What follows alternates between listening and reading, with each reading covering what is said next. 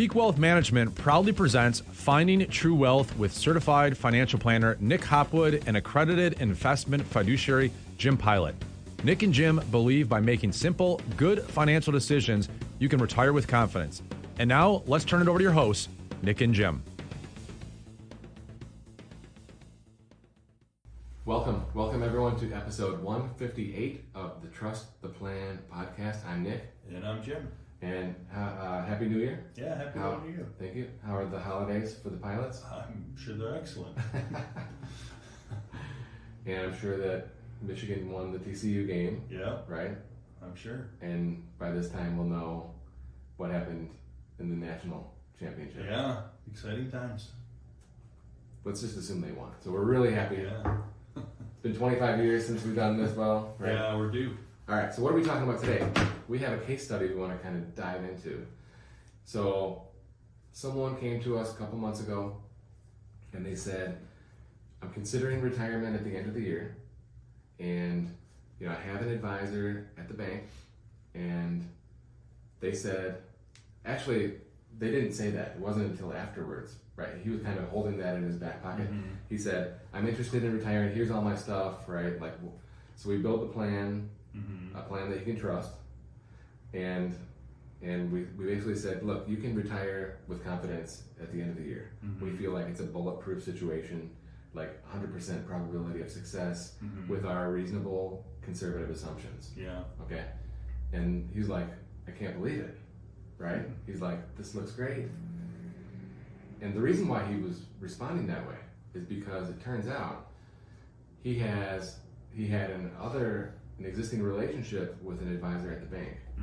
And in that relationship, right, he brought his info to the other advisor and said, can I retire at the end of the year?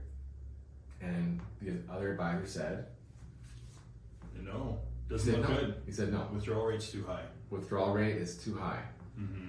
And that is true for the first couple of years, right? But last week, what did we talk about? Social Security and Social Security delay, right? And so with this case study, they were delaying Social Security because they're not 62 yet, right? So if you're 59, you know that you've got 3 years until you can elect Social. So for those 3 years, you're certainly above the 4% safe withdrawal rate. Yeah. But then they could elect Social Security and immediately drop below the 4% withdrawal rate, which we know is a good position to be in, or continue delaying until 67 or so to really get the extra 30% bump, right? The 8% per year. You get 30% more at 67. Puts a lot more pressure on the portfolio between 59 and 67. But it's temporary. That's the whole point. Yeah. I mean, it's a classic case of not really looking at all the factors, right? There's major assumptions that were overlooked to come up with that conclusion, because you really have to look at everything. When you turn on the Social Security, then what does cash flow look like, and so on. It just reminds me of how planners don't plan.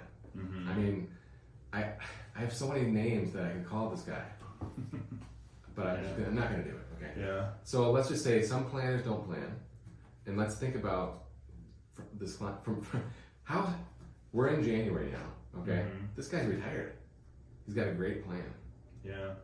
If he followed the other advice, he would literally be working for free for the next 2 years based on the way the situation worked out. Right. Okay. So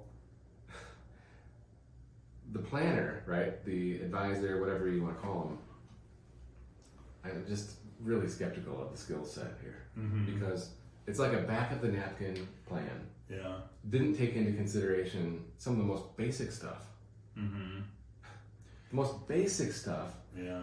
And then, look, the bank advisor, right, his incentive is to manage the money, right? So I don't know. I mean, we think about the fiduciary, right? So look, as a fiduciary, we recommend what is in the client's best interest always, okay? So you have to think about this from the retirement point of view as well. This is like a fiduciary thing. There is a conflict of interest, because if I recommend that he retires, we stand to manage that money and have increased revenue. Mm-hmm. So there is, by definition, a conflict of interest. Mm-hmm. Okay, but we are presenting fair and balanced projections and assumptions, so they can make the educated decision. Yes, I do want to retire, and yes, I am choosing to hire you on an ongoing basis. Okay, so let's lay that out there, right? Well, at the bank, it's the same situation. Okay, Right.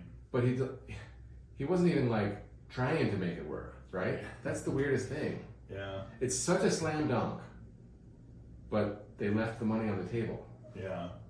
Yeah, and I've had not to pile on the bank guys, but I had another client come in and say the bank guy, all he ever told them is as long as you can live off the 4%, you'll be fine. That's all you need to know for your retirement plan. He just boiled it down to that alone without taking in any other variables. That's all we need, right? Yeah. What are we doing here? What are we doing? Right. Well, the case study we started with here is a perfect example of that, right? What are we doing? We just gave this guy peace of mind. We gave him the freedom to be able to retire today if he wants, and live the life he wants to live, the retirement he wants to live. Mm-hmm.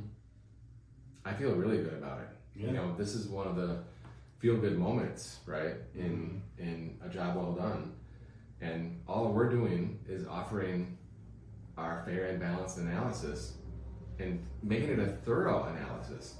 Yeah. And I think it's great that he got a second opinion.